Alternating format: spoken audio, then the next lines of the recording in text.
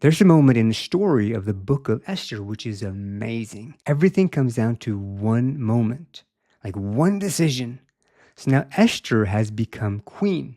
She went through like this whole process and ended up becoming chosen and becoming queen, okay? Now what's happened since then is that her people are in danger, like her family. Everyone's like big trouble. They're going to be taken out.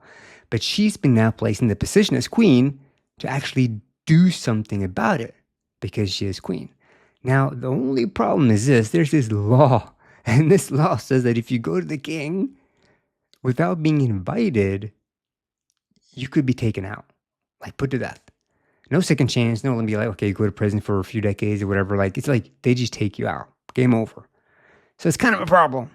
So, because she hasn't been called to meet with the king. So I don't know how it works. It sounds nuts to us, right? It sounds kind of crazy, but that's just how it was. It was one of the laws of the land. Why they had it, I have no idea. So now she has a choice. She can either remain silent and not say anything, and then see her people, her family get slaughtered, get taken out, or step into something that could literally cost her her life, like cost her everything.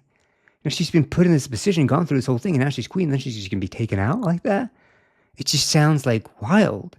And then she has this told to her, this is in Esther 4:14.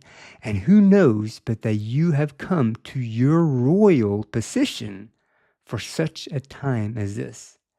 And she's like, oh boy, this is like a big deal. So she's got to make a decision. She could go or she could not. And she decides to go. And imagine this.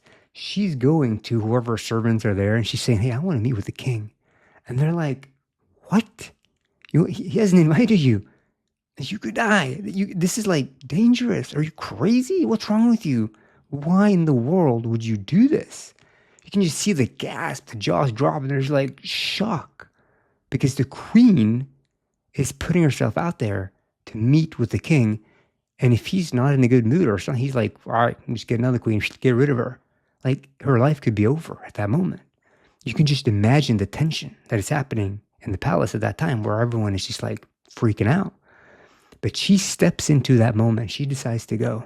And instead of being rejected by the king welcomes her in. And everything changes at that moment when the king hears it.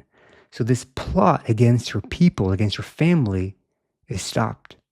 And they're all saved.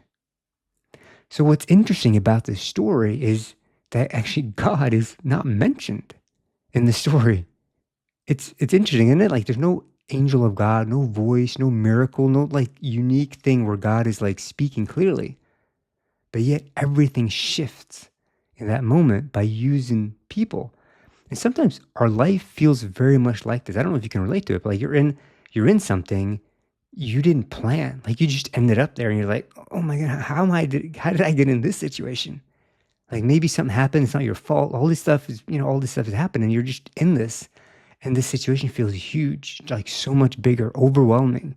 And you're wondering, like, what is God like doing in all of this? Like, where is he? So the story of Esther's life, it just shows that even when God like isn't there revealing himself through an angel or speaking this, like he's not absent. Like he is there. He's working behind the scenes. There's no doubt about it.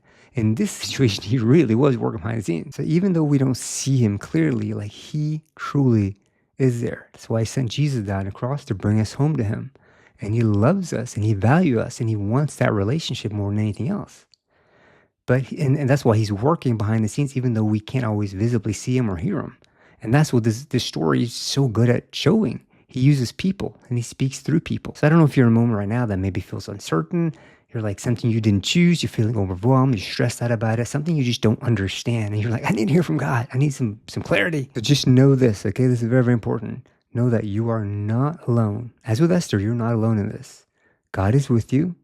His spirit is living inside you, guiding directly every step your way. You might not feel him, but he is there and he knows exactly what you're going through.